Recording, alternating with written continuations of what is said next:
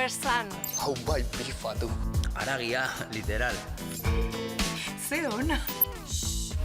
Irizpidea duzulako, giroan zabiltzalako, berria, zuk badakizulako.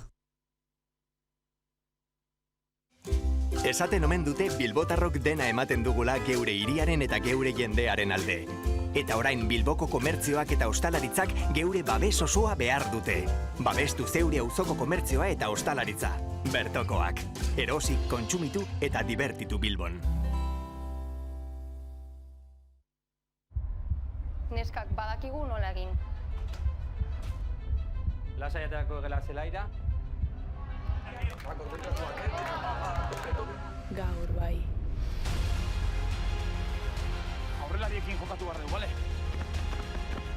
Ixo, hemen nerea gaitza. Blokeatuta segi. Venga, aurrera! Eutxi! Eman egurra! Euskara, bihotzetik Espainetara. Kontxo, agirretxe eta duriz? Igirretxe. Idiriz. Premiren, esteki, gernekeki pipirrik, kirikiti... Txiliti. Pipirrikin? Tipititikin? Pipirrikin, tipititikin? Bik. Indi? Infinity duzunean, Dini aldatzen da. Zatoz Euskaltelera osoa Infinityrekin eta eskuratu 500 megako internet. 2 mugikor linea giga mugagabeekin. Telebista eta Netflix hilean 29 euro bakarrik ordainduta. Eta gainera, Samsung hau ere prezioaren barruan. Osoa Infinity, erabateko kalitatea eta aurrezpen infinitua. Birkiti? Gaur goiz irtengo dira alabak ingelesetik. Ordu bete lehenago iritsi beharko dut aie jasotzera. Tartetxo lasai hau aprobetxatuko dut. Mugitzea eguneroko kontua da, eta zuk aukeratzen duzu nola. Euskadin, jasangarria, kalitatekoa, eta pertsona guztientzat eskuragarria den garraioaren alde egiten dugu. Egin bat mugikortasun jasangarriarekin. Eusko Jaurlaritza, Euskadi, auzonana. Urtebete baino gehiago daramazue guri heroi deitzen. Baina gauza bat jakin behar duzue, ez da horrela. Izan ere, askotan behea jotzen dugu, mundu guztiak bezala. Heroiak baino askoz gehiago zarete. Gizakiok gizatasunez jokatzeko boterea dugu. Eskerrik asko Osakidetzako profesionalei. Eskerrik asko gizatasunez jokatzeagatik. Eusko Jaurlaritza, Euskadi, auzolana. Amu antzeslana bueltan da. Oraingo honetan Hego Euskal Herrian hainbat ikuskizun eskainiko ditu irailaren 20an abiatuta.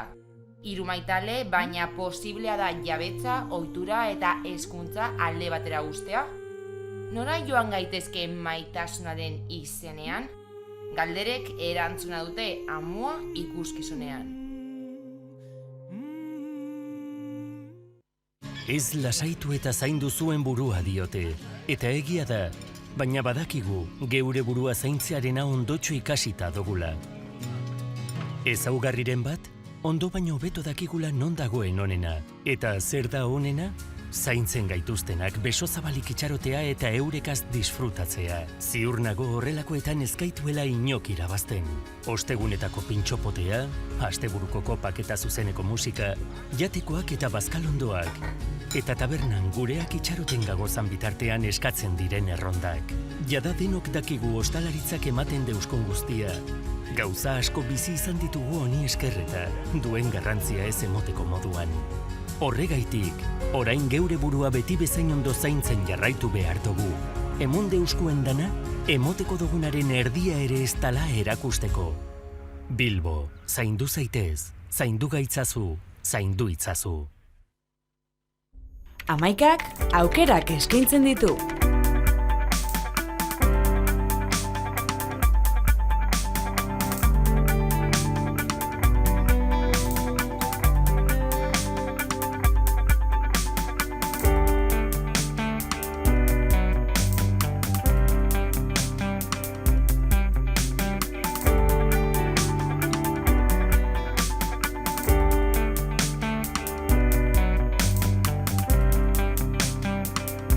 Eman aukera amaikari.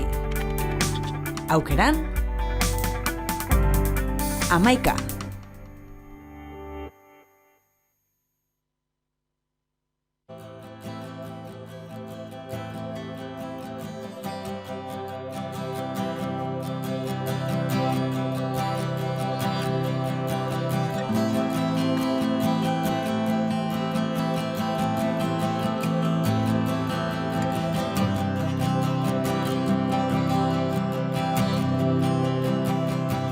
hementxe gaude Heresia proiektuarekin. Ni neu izanen naiz gidari edo zendari nahi bada, eta proiektuan ere daude Belen Cruz aktorea eta Eneko Gil dantzaria. Eta asmoa da, dolu herrituetatik abiatuta, dolu ikuskizun bat egitea. Ez da ohiko antzerkia izanen, ez da ohiko dramaturgia bat izanen, non pertsonaia bat dagoen eta bidai bat egiten duen edo zerbait pasatzen zaion. Nahiko genuke gehiago esperientzia poetikoa, bisuala eta dolu esperientzia eszeniko bat izatea. Eta bide horretan, sorkuntzan gabiltza. Guretako, halako proiektu batean parte hartzea ederra da, laletxe da. Pentsatzen dugu bai ala bai horre egon biherra geunkala, batetik proiektu nazionala dalako, bestetik kultura bultzatzen duelako, euskal kultura eta sorkuntza. Eta hiru kontu horrek guretako oinarrizkoa dira. Bergarako Antzolako eta Elgetako tradizioetan oinarritzuko danez bere lana, horrek indartuko gaitxuala pentsatzen dugu, kulturalki indartuko gaitxuala. Eta aldi berian, hori, jarriko gaitxuala Euskal Herriko mapan, beste herri batzukin batera. Sorkuntzarena bazen guretzako nahiko erronka potoloa. Espaloiak Azantzokia gaur egun sorkuntzara bideratzeko asmoekin edo bagebentzan, debagoieneko hainbat taldekin ere harreman egin dugu hori nola bidatu daiteken ikusteko, eta jabetu ginenean guretik sortuaken proiektu nondik nolakoa zen, pentsatu ginen zuzenean gure erronka horrekin bat egiten zuela.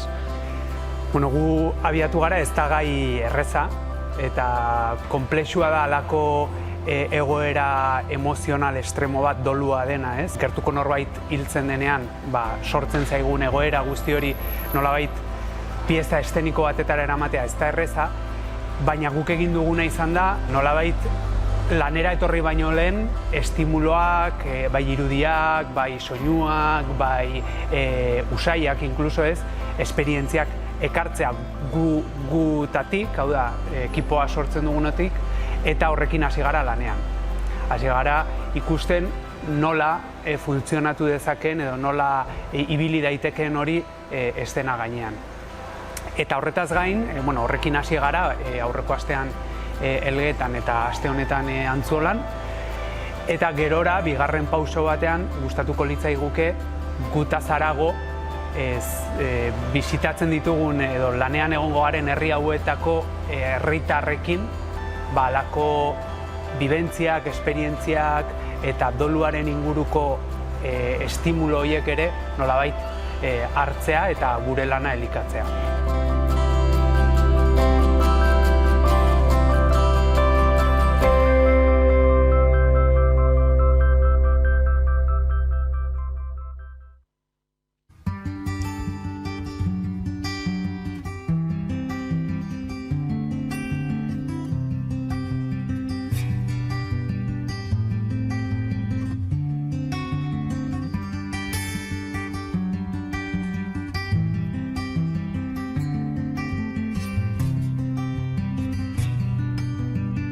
El meu pare era un home molt revolucionari. I ja des de petita a mi em va inculcar, sense imposar-se, em va inculcar unes idees, sempre inconscientment se m'ha fet una consciència revolucionària.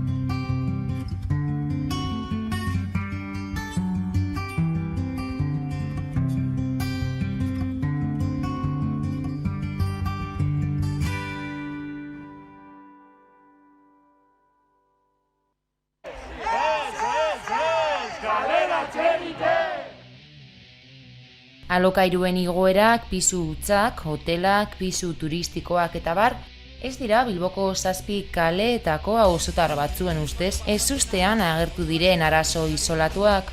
Hala, krisi sanitario eta ekonomikoaren erdian, ASET etxebizitza sindikatuaren iritziz, auzokideen behar materialei erantzuteko tresnak garatu eta horretarako espazioak birjabetzea ezinbestekoa da. Horrela, martxoan Arrakala espazioa birjabetu zuten. Sindikatuak azaldu duenez, larrialdiko etxebizitza, sindikatuaren egoitza politikoa eta ASETu herri biltegiaren egoitza izateko asmoarekin jaio zen. ASETen egoitza politikoa etxegabetuentzako larrialdi bezalako etxebizitza bat izatea eta ASETu herri biltegiaren egoitza bezala izatea. Baina espazioa aurkeztu zutenetik jazarpen poliziala etengabea izan dela ohartarazi du sindikatuak. Espazioa aurkeztu genuen momentuan jazarpen poliziala etengabekoa izan zen, lanegunetara gerturatzen ziren pertsonak identifikatuaz, argazki edo bideoak grabatuaz. Espazioak 40 egun iraun zuen, maiatzaren 11an Arrakala hustu zuten. Urriaren 4an Arrakala Bilboko espazioaren aurkako prozesu judiziala abiatu da. ASETeko 3 kide auzipetu dituzte usurpazio delitua eta kalteak eragitea egotzita. Gainera, sindikatuak Bilboko udala seinalatu du jazarpenaren eta hustutzearen arduradun politiko gisa. Desalojoaren eta prozesu guztiaren izaera politikoa eta arduradune argi bezala identifikatzen dugu Bilboko udala, ez? Gaur egun etxe bizitzarako eskubidea bermatuta ote dagoen zalantzan jartzen dute askok. Asteartean PSOE eta Unidas Podemos alderdiek akordioa erdietsi dute etxe bizitzaren legea eratzeko.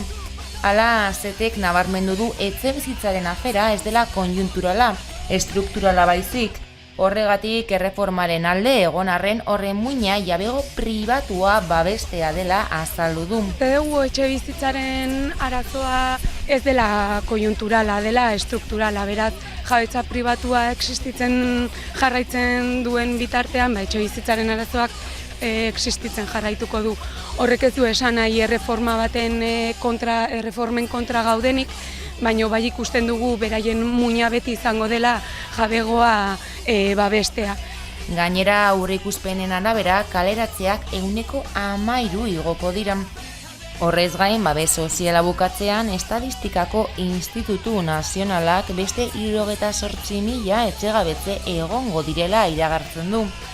Gainera, ASET sindikatuak azaleratu du egoera okertuko dela.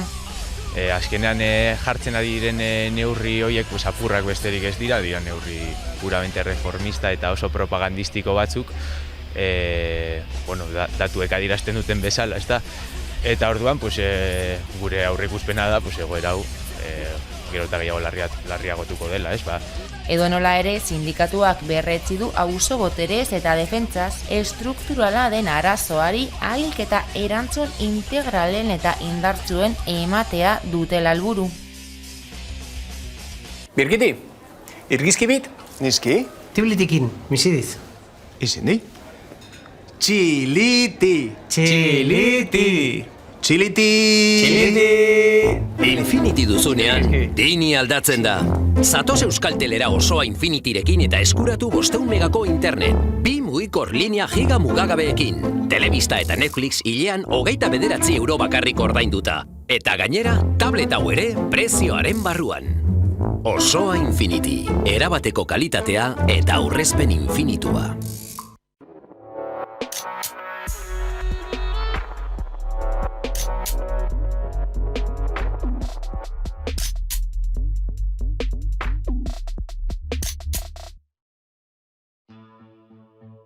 Ellas referentes emakumeak aritzen zikloak, hainbat film, hitzaldi eta mailinguru eskaini zituen. Horren barruan, uste baino gehiago gara hitzaldia eman zuen Itziar Insausti Nafarroako liburutegian. Itziar Insausti Euskal Herrian jaiotako mendizalea da, eta berarekin naturaz eta emakumeaz hitz egin genuen. Oiana López familia lantegiak burutzen ditu Iruñako ingurumen hezkuntza zentroan.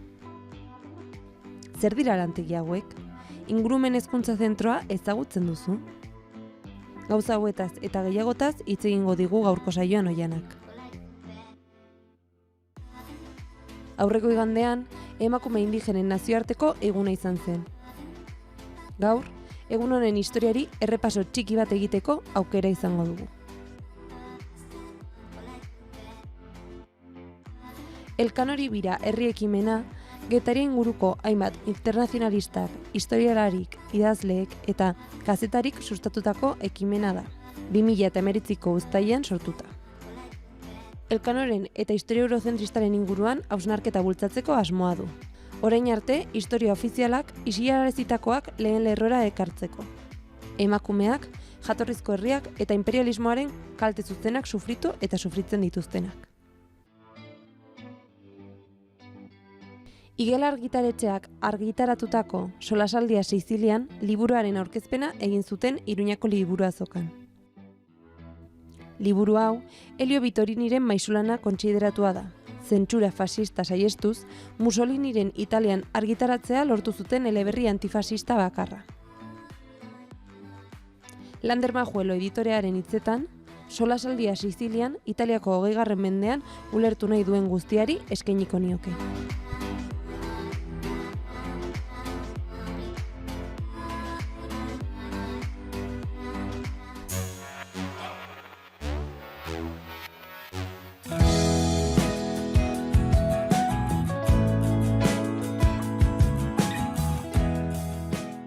Bueno, nik txikitatik mendizaletasun handia izan dut, eta mendizalea izateaz gain nik uste dut oso pertsona idealista naizela, ameslaria, eta beti horrelako erronka berrietarako prest bizitzan, eta nola ez naturazalea. Izatez Iruñan jaioa, baina 16 urtetatik atzerrian bidaiatzen hasi nintzen, Norvegian, Hego Ameriketan, Patagonian, Indian, eta, bueno, Inglaterran urte askoz bizi izan nintzen, Indian ere bizi izan naiz, Norvegian ere, beraz, esaten den bezala euskaldun bat, baina munduari irekia, esaten dioten bezala. Pasadan urtean, proiektu berri batekin etorri nintzen, bidai luze bat egin nuen, urte eta erdikoa, eta proiektua egin ondoren, pixka bat hainbeste maite dudan eta hainbeste mandidan natura horrekin lan egitea gogoa nuen hori egiteko, eta proiektu berri batekin hasi nintzen, eta hasi nintzen eskaintzen baso bainuak,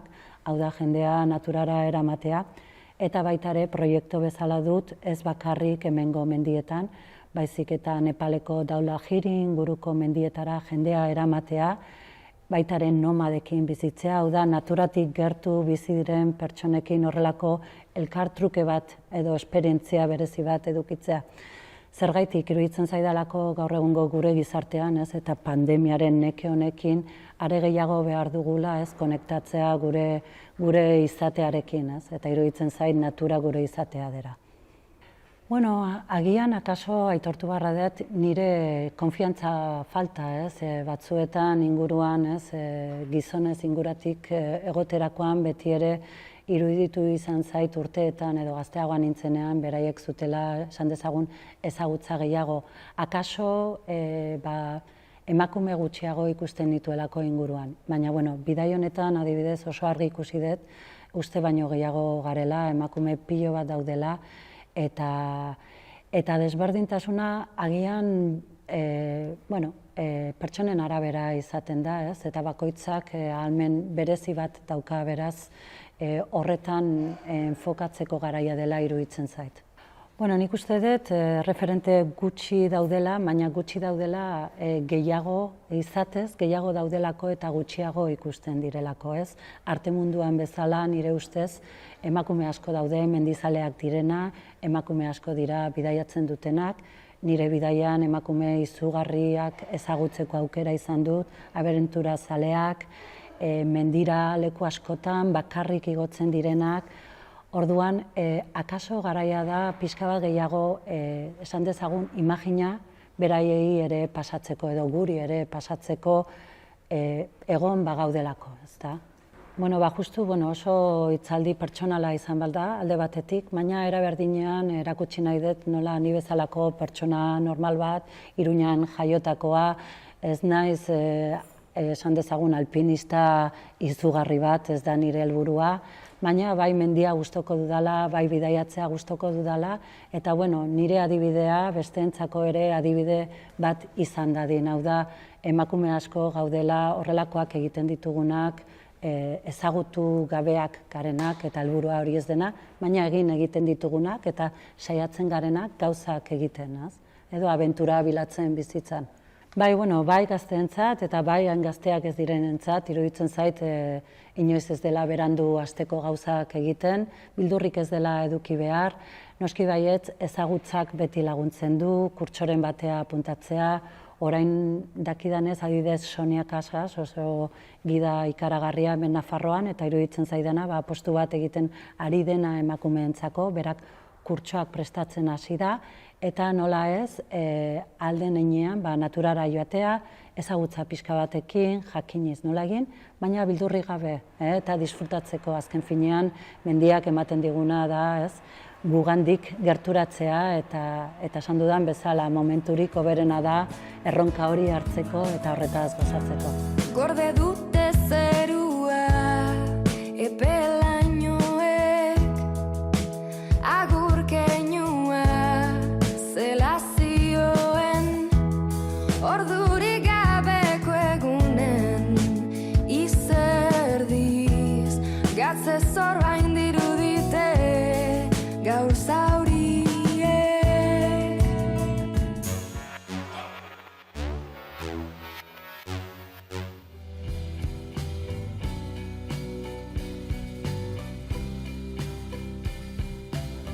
Sormelantegi bat da, alde batetik badela espazio bat zeinetan parte hartzera datozen pertsona horiek ez daudenak hola modu pasibo batean jasotzen ematen zaiena, baizik eta eskatzen dela beren parte hartzea eta jarrera aktibo bat, dinamiketan parte hartu behar dutelako.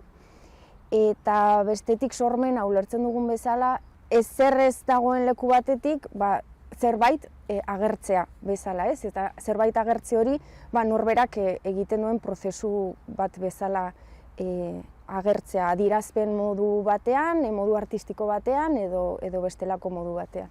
Osasun kolektiboa sustatzea esaten dut, garrantzitsua delako momentu honetan ohartzea nola ezin dugun utzi gure ongizatea beste pertsona batzuen esku, orduan hartzea erramientak eta tresnak gure bizian norberak eukitzeko gaitasun hori zaintzeko, ez, gure burua. Orduan ez bakarrik norbanakoan, baizik eta taldean ere bai egin daiteken ariketa bat bezala, orduan horregatik taldean egiten den lan bat dela eta horra gertzen diren erramienta guzti horiek edo egiten ditugun dinamiko guzti horiek balio digutela gure osasuna zaintzeko. Kasu honetan bai osasun fisikoa egongo garelako espazio natural batean, harremanen aldetik ere bai guraso eta haurren artean sortzen diren dinamika horiek aberazten direlako, edo parte emozionalean ere agertzen diren gauza horiei arreta jartzeko, edo pixka bat osasuna hola modu orokor batean ulertuta, pertsona osotasun batean bezala hartuta. Ingurumen Hezkuntza Museoa da ezagutu beharreko leku bat. Dago justu Errotxapean, ibaian ondoan, Errotazarkalean, eta badago museoa bera, zeinetan badaukan ibilbide bat erakusketa desberdinak jartzen dituztenak urtean zehar, eta badaude beste espazio asko, erabiltzen dituztenak bai egiteko liburuen aurkezpenak, edo noizean behin ateratzen dituzte ekimenak arropak trukeatzeko, edo jostailuak ere elkarbanatzeko, edo beste dinamika desberdinak.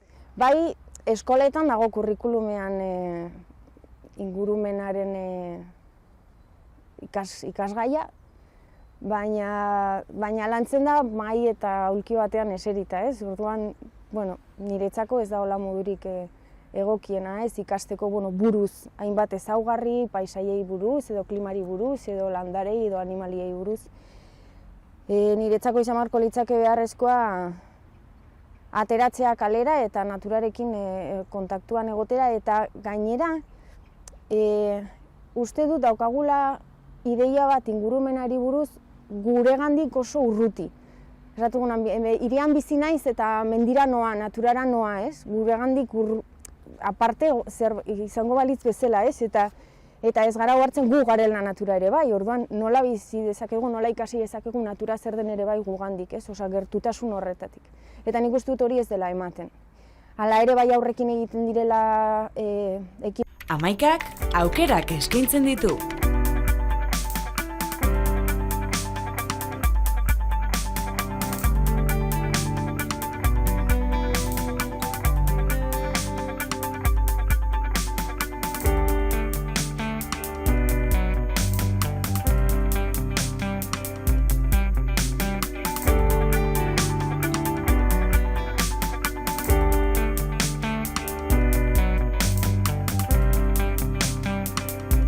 Eman aukera amaikari.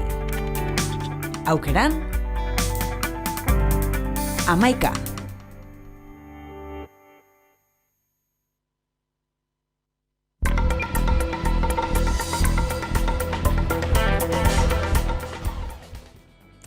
Kaixo guztioi eta ongi etorri Gakoak saiora normaltasunerako pausu berri bat eman dugu gaur.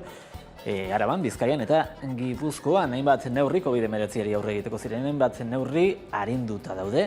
Gaurtik aurrera Hego Euskal Herri osoan antzekoagoa da, beraz egoera eta Ipar Euskal Herrian bihartik aurrera izango da arinagoa. Izan ere ostiral honetatik aurrera, urriaren 8tik aurrera alegia, musukoaren erabilera ez da derrigorrezko izango lehen hezkuntzako ikasgeletan eta baita publikoari irekitako establezimentuetan ere. Gai hau eta gehiago landuko ditugu noski, datozen minutuetan hemen Gakoak saioan.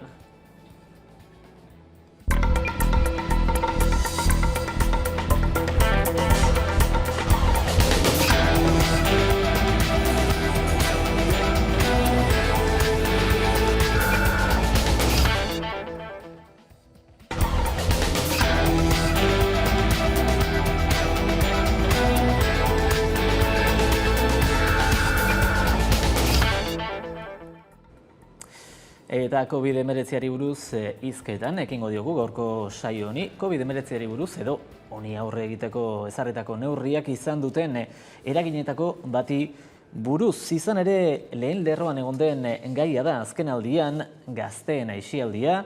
COVID-19 neurriak nola eragin dieten gazteei aisialdiaren zentzuan eta ze aldaketa eragin ote dituen ere bai. Eta horrek izan dituen ondorioak eta horri buruz hitz egiteko gurekin dugu, hemen platoan, Carlos Renedo, eskerrik asko, gurekin izateagatik. Gabon.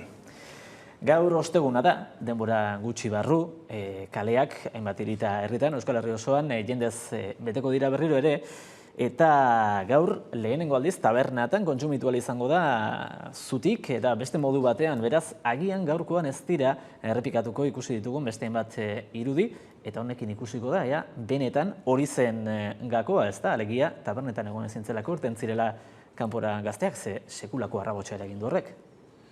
Bai, bueno, lehenengo esan ikustute badagoela gure jendartean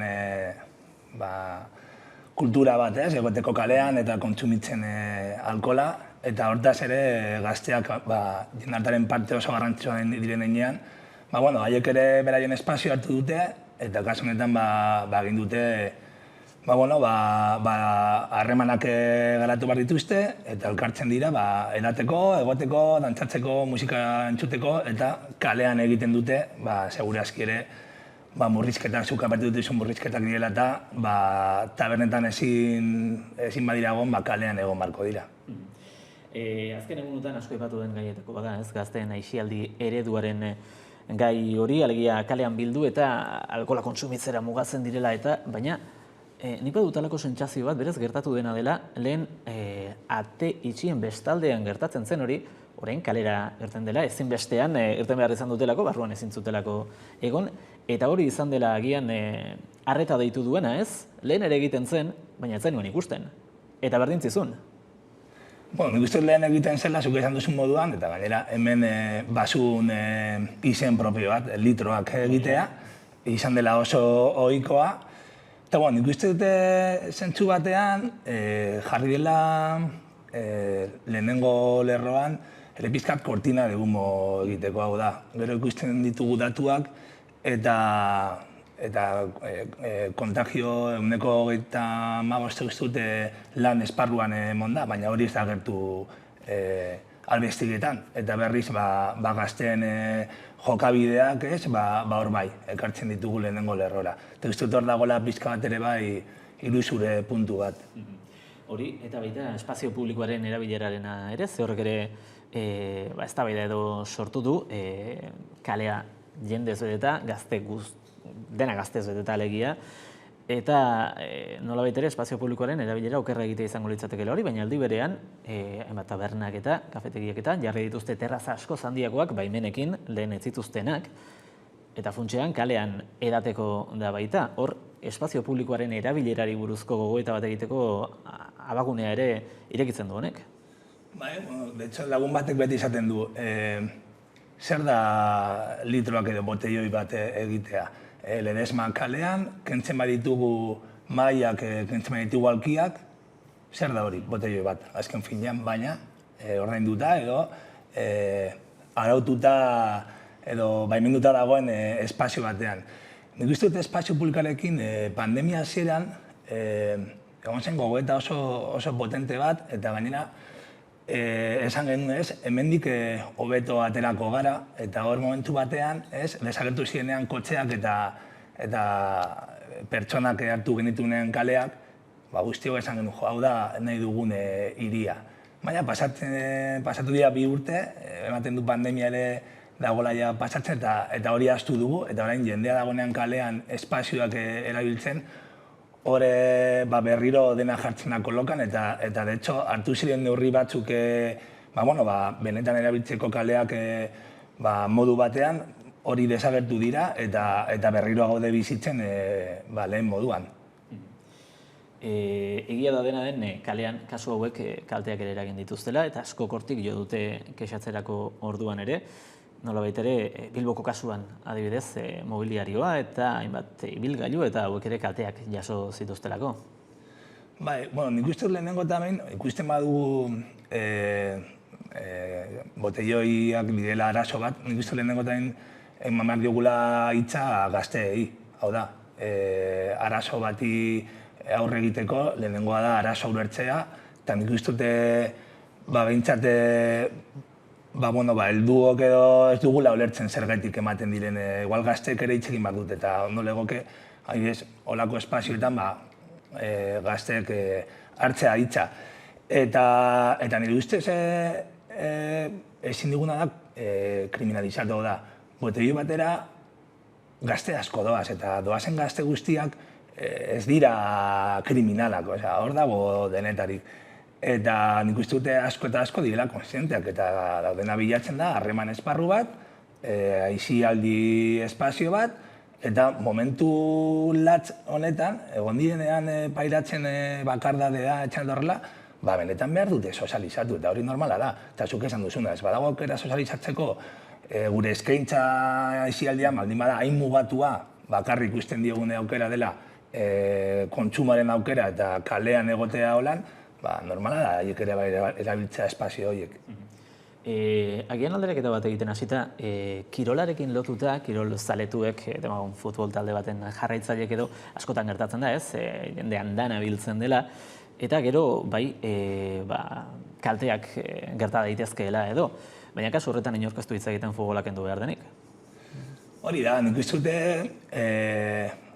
dut kontua da jakitea zergaitik ematen diren arazo horiek. Noski, drogen kontsumo dagoenean, eta alkohola da droga bat, eta pertsona batzuk gero, beste jokabide batzuk dituzte, eta gero hor ere bai, segurazki batzuk egingo dute adrenalina kontu batik, beste batzuk ere bai igual gorroto puntu batetik edo txipen puntu batetik, benetan uste dute momenturetan gazteago delako pailatzen egoera oso bortitza, etorkizun nahiko beltza, eta azkenean eskintzen ditugun alternatibak oso mugatuak dira, eta fenomeno hau ikuste dut izango direla nahiko ohikoak.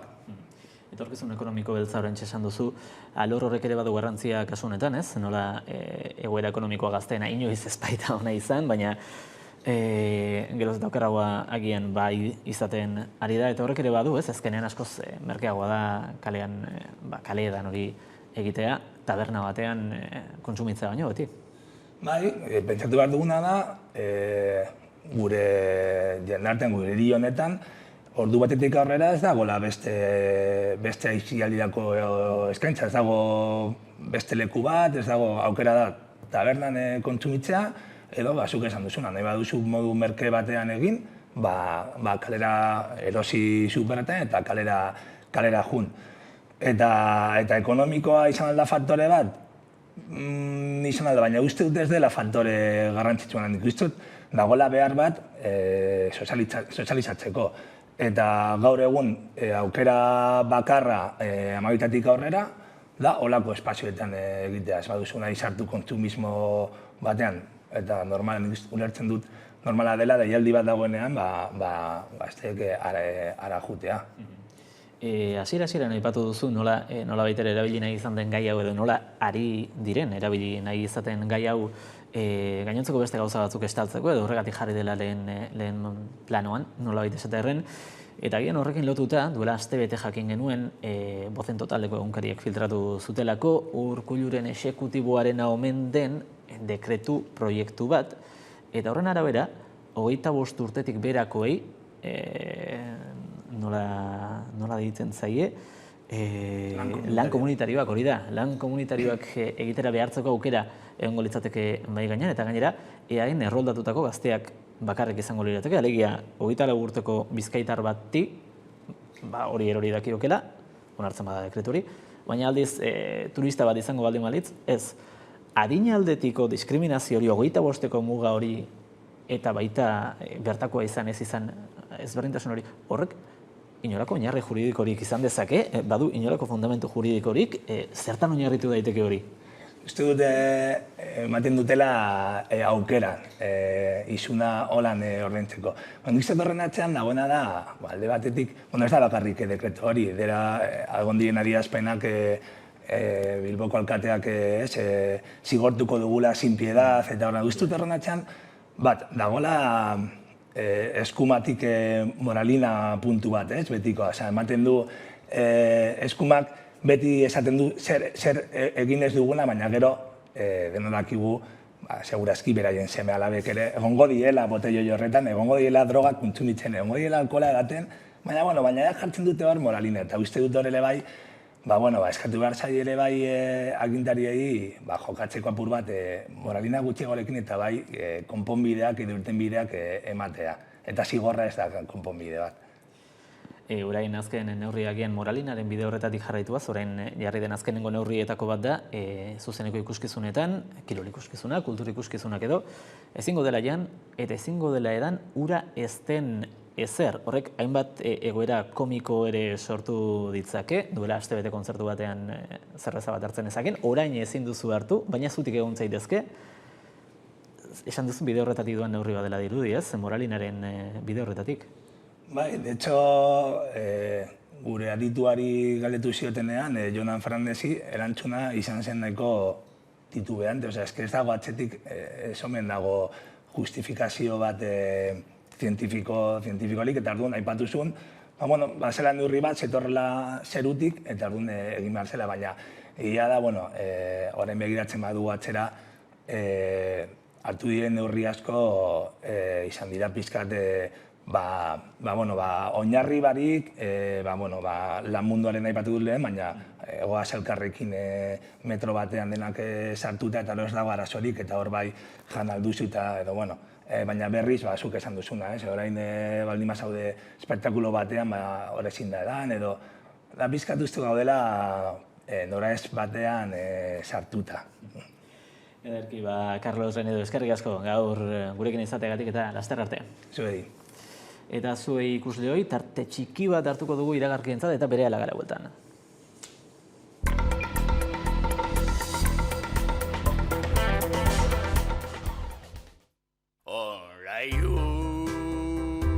Tituluak nahi dituzu.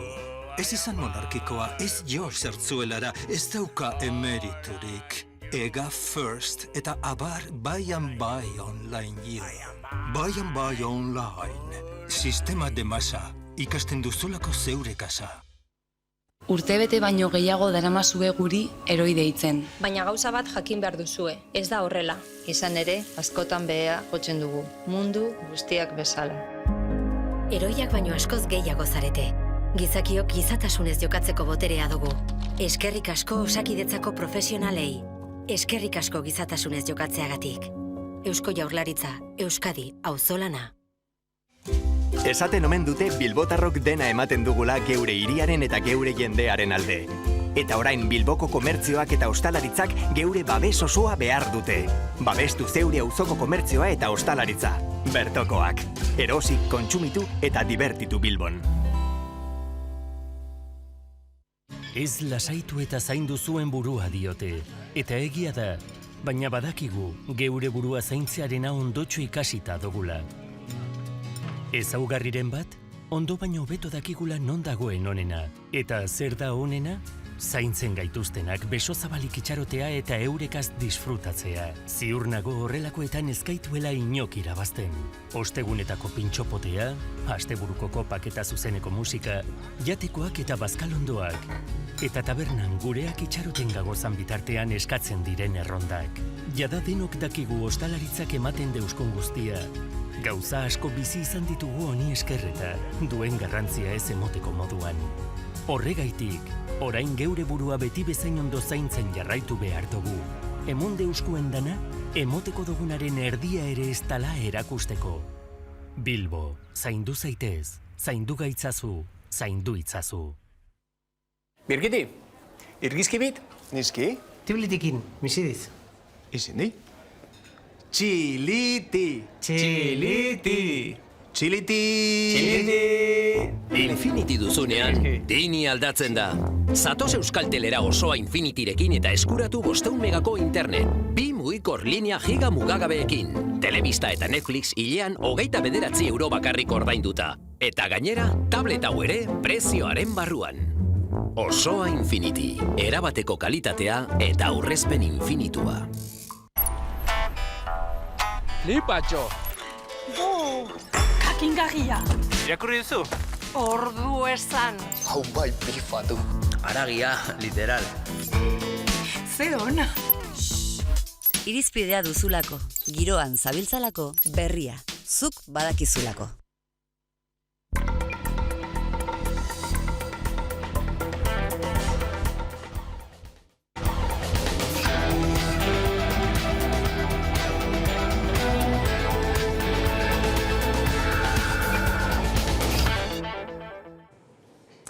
Kaixo berrez ere, hemen gara bueltan, oraingoan solasaldiaren tartearekin eta horretarako gurekin ditugu, Eneko Ander, eskerrik asko, gurekin izateagatik, eta Carmelo Landa, eskerrik asko zuri ere.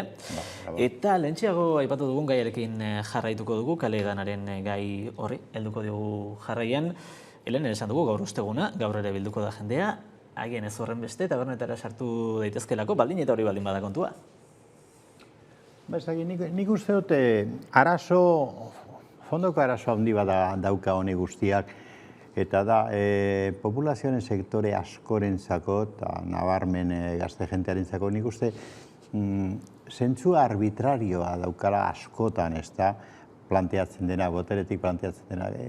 Arbitraritate eta ulertzen ez diren neurrien dimensio hori hartzen du, eta nik uste beraz ondorioz jenteak balako erreakzioak ditula modu espontaneoan ez dutelako ulertzen da. Egia esan, ez da oso erreza ulertzen askotan nola eta zergaitik hartzen diren neurri batzuk, eta batez ere hain goiti bera hartua direnean, ez da? Hor dago labi teknikoa, labi politikoa, inok ez daki hori zeruko ze dimensiotan kokatzen den, eta alako batean hartzen dituzte bereek esaten dute, noiz, egin behar den gauza bat, noiz bestea, ez dute zergatik esaten askotan, eta adibidez azken neurri hauetan, inok ez du ulertzen zergaitik orain, alako konzentrazio, kirol konzentrazio eta alakoetan ezin da ez jan, ez edan, ura ez den besterik, hori misterio bada, ez da. Inok ez du ulertzen hor da, zentzu arbitrario hori nik uste dut dala ezaugarri markatu bat. Itzi hartzen esan duena, jendeak ez du ulertzen eske neurri asko altu dira absurdoak izan direnak. Neurri beharrezkoekin batera. Da orduan, gizabanakoen esku geratzen zen neurri absurdoak eta logikoak desberdintzea. Eta hori, ez dauka esankaz bururik. Ze ganera, bazekiten, adibidez, gogoratzen dut, ezin zala erosketak egin, alkola erosi, ez dakiz ordutik aurrera. Orduan, zeu joten zinen, egiten zenun hilabete osoko erosketa eta ezin zenun erosi ardo botila bat. Eta inorako logika barik. Orduan,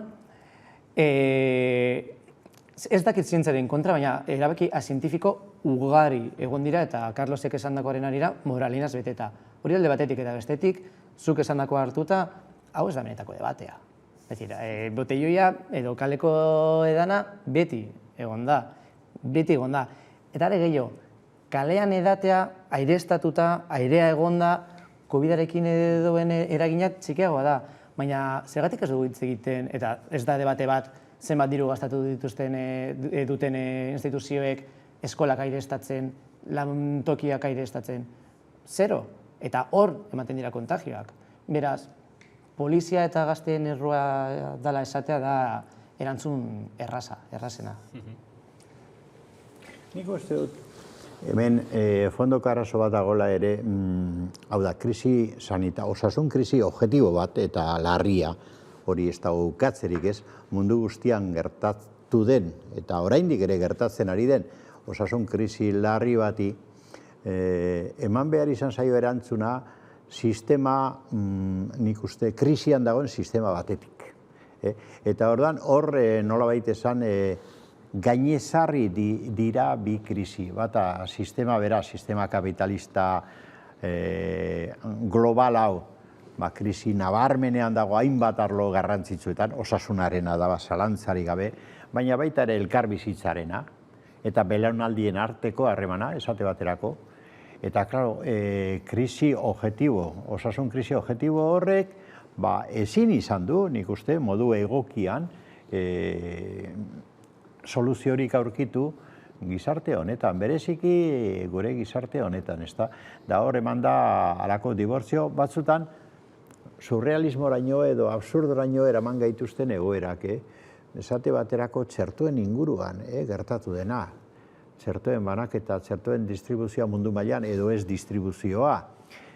Orain 3. dosia hartzeko atarian omen gaude hemen eta munduko hainbat tokitan ez dute txertorik banatzeko halako historiak ez. Edo txertoen aurkako mugimenduak eta askatasunaren errebindikazioa horren inguruan.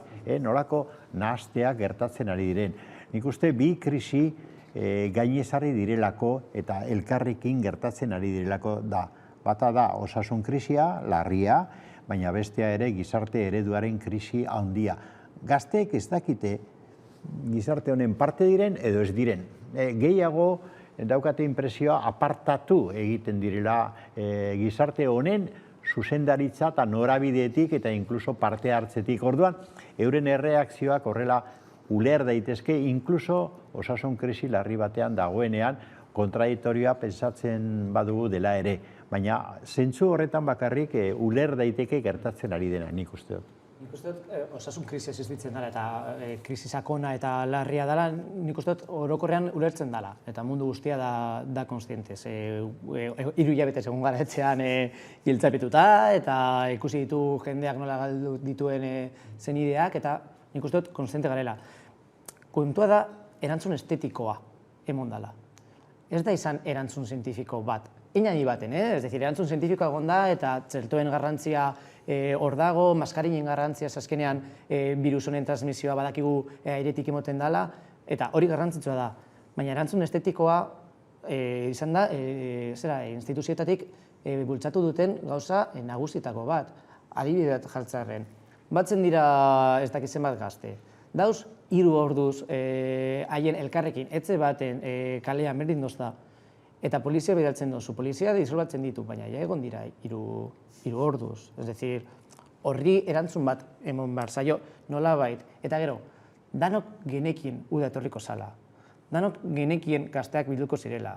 Danok genekien botelloia gertatuko zirela. Ze alternatibak eskaini ditu, ze izialde alternatiboa eskaini du Eusko Jaurlaritzak edo eskaini dituzte udalek. Ez da nagusiki, ez da egon, are gehiago, proposatu direnean erantzun serioak, adibidez, eta Bilbon gaude, eta Bilboko adibidea jarriko dut, Bilboko konpartzek jarri zuten mahai gainean Bilboko herria antolatzea. Aire librean, aforoarekin, jendea jesarrita, maskarilekin, alternatiba bat zan, aizialde alternatiba bat zan, kontrolatua eta oso arrisku txikiarekin. Zer esan zuen udalak? Ezetz. Zergatik esan zuen ezetz? Irudia txarra salako. Esan arrisku bat etorriko salako, ze jende hori egongo da beste leku bat ere daten, edo festan edo lagunekin. Erantzun estetikoa, baino izde esan. Ez emotea jendea batzen zala. Nik Landerrek esaten duena, hola da, eta nik egituko nioke beste gauza bat.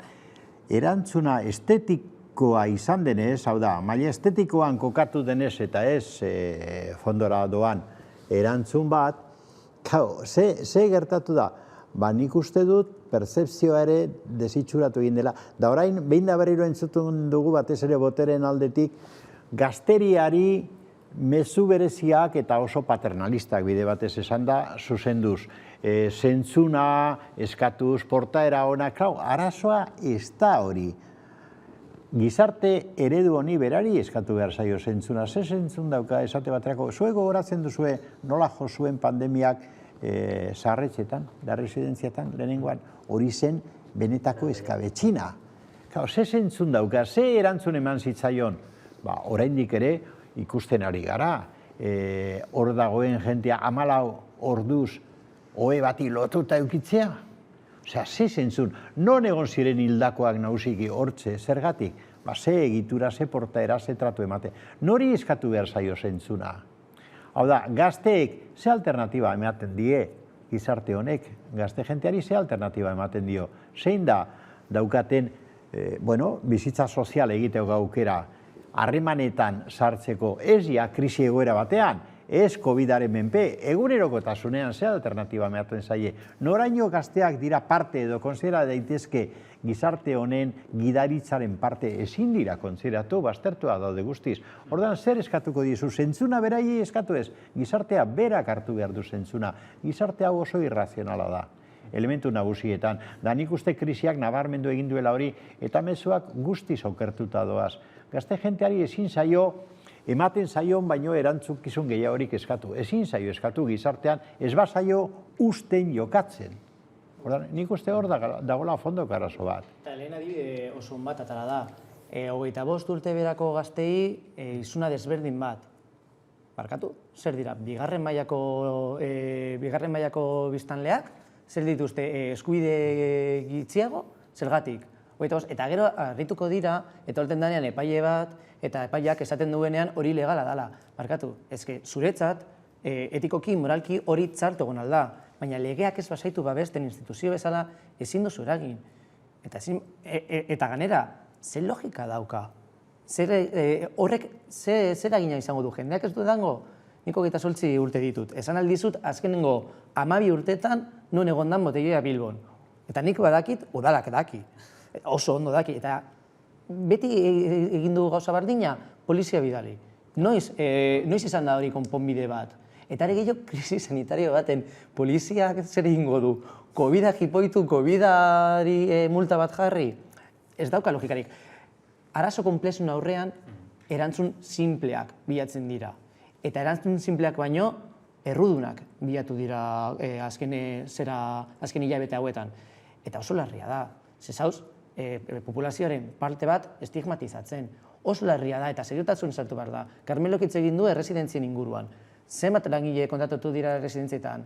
Badakiku zer gertatzen ari den uzietan erizainekin eta erizainen kontratuekin? Zori ez da gertu inon. Pasaren irailaren hasikeran SK-ak salatu zuen komunitarioak ez diren mediku eta sanitario osakidetzako orokorrean langile guztiak kanporatuko zituzten. Behar direnean langileak osakidetzan. Baina, zer da hau? Zer da hau? Zergatik ari gara poliziaren inguruan eta botelloiaren inguruan hitz egiten? Zer da hau? Zenbat despido egon dira uzietan erizainen artean? Eta oraindik ari gara gazteak, 25 urte gora, bera, benetan, ezankez bururik, estetikoa eta morala. Zuek gogoratzen duzue, hau krisia hasi zenean, nik uste sektorerik konsientena segurenik planteatzen zuten, edo planteatzen genuen, krisia aprobetsatu behar dugu sisteman bertan aldaketa sakonak egiteko. Krisiak zeusertarako balio badu izan da sistema bera dituen arrakalak nabarmentzeko, osasunean, hezkuntzan, edo jentearen arteko harreman sozialetan, eta nabarmendu dira. Bueno, orain, zuk ondo esan duzu, ze soluzio planteatzen da. Gazti, iaia barregarria da, kupo batzuk oparitzen zaizkio, bono batzuk oparitzen zaizkio, kulturan gastatzeko, baina zer da hori? Hau da, inok ez du planteatu behar zein da gazten integrazio maila edo desintegrazio maila gizarte honekiko? Zer eskaintzen die gizarteak botereetatik belaunaldi berriei, ze ematen die divertimenturako, denbora pasarako, kulturarako, bizitza antolatzeko, bizitzeko, etxe bizitzarako ze alternatiba ematen zaie? Orain bono batzuk oparitu? Hori da soluzioa?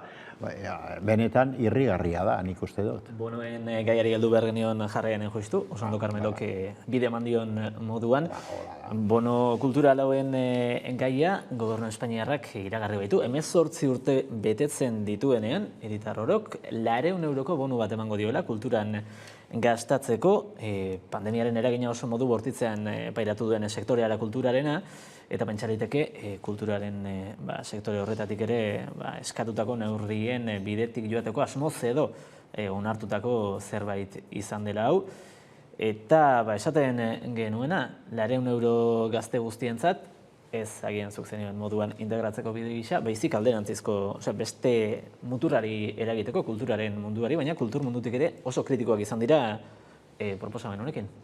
Hombre, nola ez dira esango, behira, bonoak dira, 2004 urtean jaio ziren gaztentzako, bereintzako bakarrik, Hau da, 18 urte betetzen dituztenak, 2004an jaioak, hau da, loteria moduko bat, 400 euro ematen zaiola, pon golpez, bueno, esperientzia izan da beste toki batzutan, Frantzian, Italian, ze gertatu da. Frantzian badakizu ze gertatu den? Bono horien diruaren 170 gora, manga komikietan gastatu da.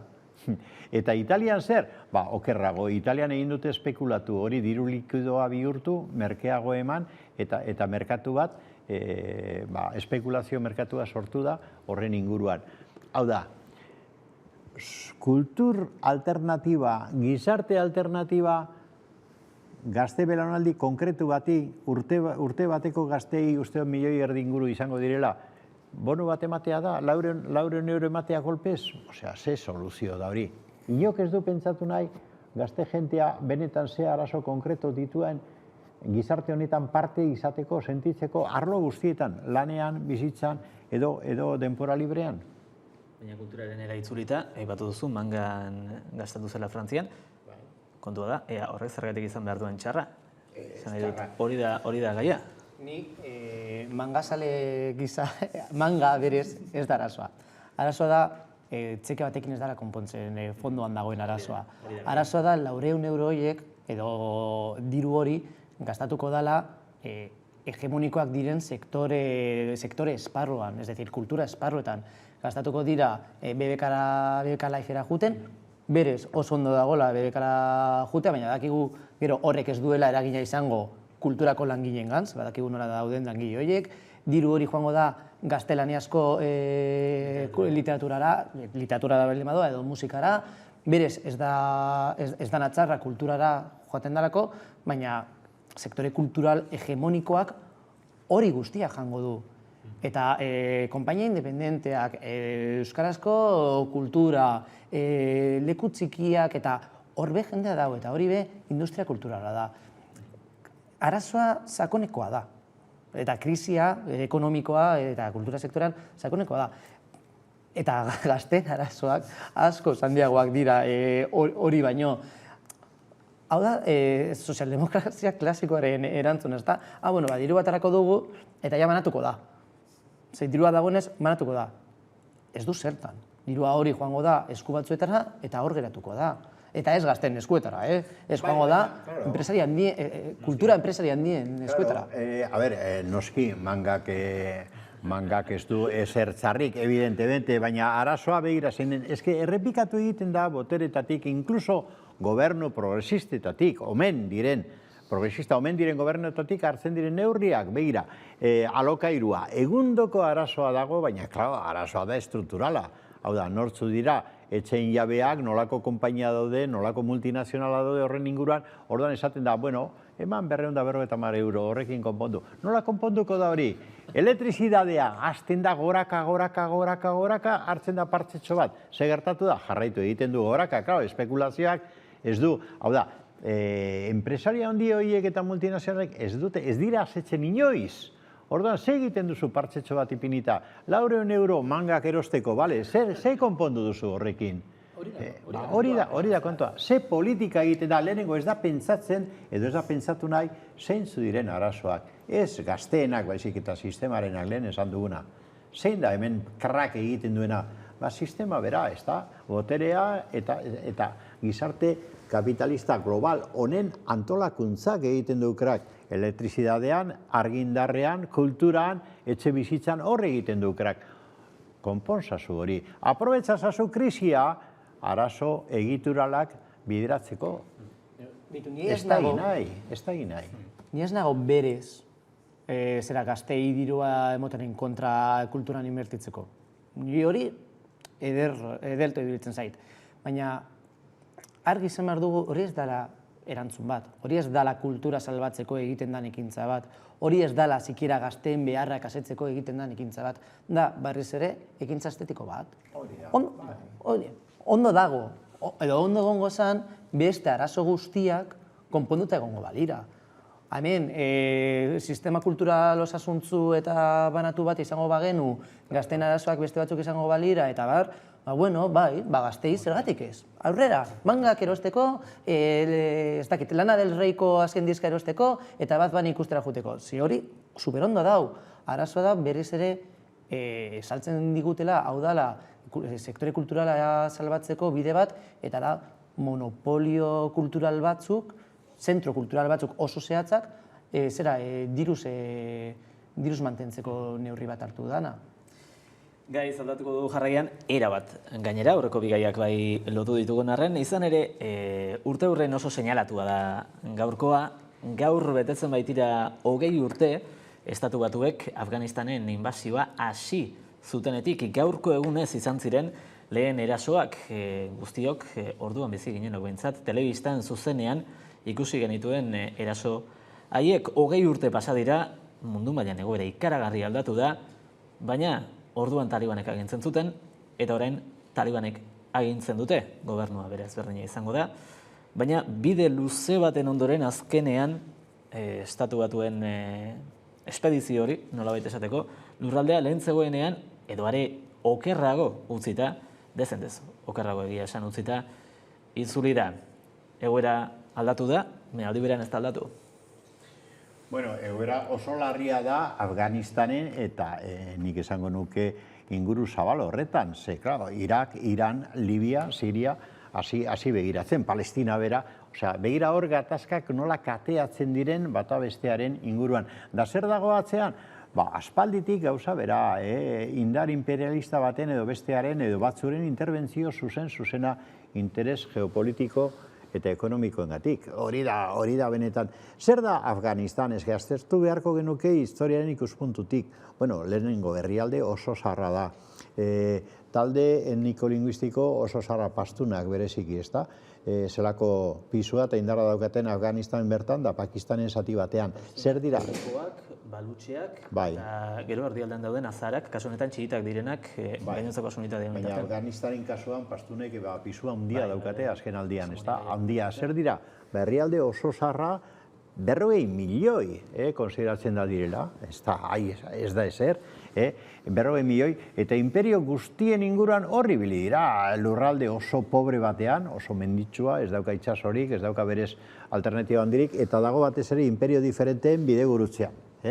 Ordan, klaro, zuk esan duzuna kapitulua da, baina eske justu aurretik ze gertatu zen, Sobiet Batasunak zeukan eragin handi bat, azken aldian, Sobiet Batasunaren azken aldian, Afganistanen, zirkunstantzia konkretu batzuengatik, eta ze gertatzen da, 1989an oso ondo gogoratzen dugu, gertatzen da Sobiet Batasunaren derrumbea, eta indar sovietikoak abandonatu egiten dute territorio hori.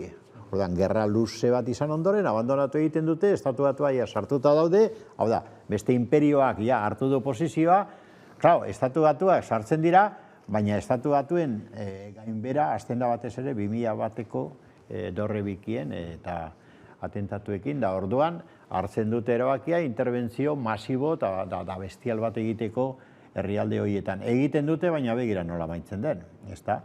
Nik uste gaur egun Afganistan da egundoko, Libia den bezala, eta Siria den bezala, eta egundoko krisia daukan da inolako ezegonkortasunik agertzen ez duen herrialde bat, azteko. Ez da inolako politikarik egiten bertako betidaniko indarrak eta taldeak eta gizataldeak egonkortzeko, baizik eta da borrokatoki bat imperio desberdinen artean. Aztertzen baduzu zehazki, horari dira eragiten orain, Errusia esan daiteke atzeraka doala, Errusiar Federazioa badu eragina atzeraka, baina Estatu Batuak batetik, hori ere erretiradan dagoena, baina Txina goraka datorrena, eta ari da horrera egiten. Orduan, klaro, begira zelako politika dagoen jokoan hor, ezta? Zelako estrategia politikoak. Oso bat esan duzu, lehen agintzen zuten, orain agintzen dute, baina ezin dugu guzurek esan. Kabul eta beste hiri batzuk kenduta, lurralde oso handi batzuetan beti egon dira boterean talibanak, edo talibanen ideietik oso hurbil zegoen jendea. Orain esaten digute, ez, 20 urteko guda inbazio, pseudokolonizazio hori, izan da askatasuna ekartzeko emakume, homoseksualentzat, emakumeen egoera negargarria ere izan da Estatu Batuak egon diren bitartean, homoseksualidadea jasaltua eta jarraitua izan da Estatu Batuarrak egon diren bitartean, pinguazin eta parpelogozin ikaragarria egon da urte hauetan guda bat babesteko, danok dakigunean eta evidentea danean, horatzean interes ekonomikoak egon direla eta daudela. Zergatik retiratu da Estatu Batuak. Alde batetik, barne politikak, kanpo politika baino gehiago pisu handiago hartu duelako Estatu Batuetan, baina beste alde batetik, aurkitu dutelako beste modu bat dirua egiten jarraitzeko. Bai Estatu Batuek, bai beste potentzia batzuk, eta dala talibanekin negoziatzea. Orain konturatu dira, ero talibanen artean aldaketak egon dira hori gila da, haiekin negoziatu dutela. Giza eskubideak, baina giza eskubideak ez dira egon agendan, inoiz. Zan nahi eta nazioarteko politikan horrek sekula ez du pixurik izan. Hemen politika eta garera politika gordina da, eta geopolitika gordina. Nola lortu alditugu etekin gehiago, etekin izan alda ekonomikoa, etekin izan alda hainbat modutakoa, ezta? Txinak esan zuen, eta beste alde batetik normala da, Afganistanen egiten dana, mundu osoan egiten da, guk haiekin hitz egin alba dugu, eta haiek altzen dituzten konpromisoak eta negoziaketak zera, ondo baldin badoaz, gehoz gara haien soberanian sartuko. Eta horatzean dagoena berdin zaie Afganistanen, baina berdin zaie Somalian, berdin zaie Cote d'Ivoiren, eta berdin zaie mundu osoan zehar. Hor, zeuk esan duzuna, ez? Txinaren jokabidea ere bat ezberdina dena hor, kontra jartzen dira agian azken imperioa izan dena, edo oraindik dena, eta berriz goratzen ari dena Txinaren kasuan, espansio ereduak oso ezberdinak direla, ze kasu batean agian mendebaldeko tradizio batetik datorrelako, justifikatzen zuena kolonizazioa kristautasuna eramatetik, gero kristautasuna kendu eta demokrazia jarri zuten, kortapega bat egin da, baina Txinaren kasuan ez da hori inoiz ala izan, tradizionalki Txinan, baita imperioaren garaian ere, jokatu dute gehiago, zu nire meneko izan zaitez, nahi duzun egin, baina nire meneko zera eta ordaindu eta babesa eman. Eta orain berdina egiten ari dira azkenean txinatarrak ere, batez ere Afrikako kasuan, ez, hainbat lurraldetan, bide ekonomikotik sartzen dira, hori ere bat eztabaidagarria izan daitekeela, nola sartzen diren, ze baldintzatan uzten dituzten gauzak, eta ondoren nola azkenean kontrol praktikoa lortzen duten lurraldearena. Baina hori, bi eredu oso ezberdinen arteko taldaka, mendebaldekoa eta ekialdekoa. Ez da, da violentzia modu desberdinak dira, baina hori da, baina bardina egiten dute, heldu leku batera, ustiatu, eta Baina interes geopolitikoan hori egiten dutzenak, baina hori egiten du Frantziak, hori egiten du Espainiak, Italiak, alduen urria. Hori esan nahi nuen, fokotik kanpo utzi dugu, eta nik ustez dugula utzi behar Europar Batasuna eta NATO. Kontutan hartu, azken eskalada, nola baita esan, eta erasoaldi militar handi bat, masiboa, Estatu Batuak eta NATOk bultzatu zutela.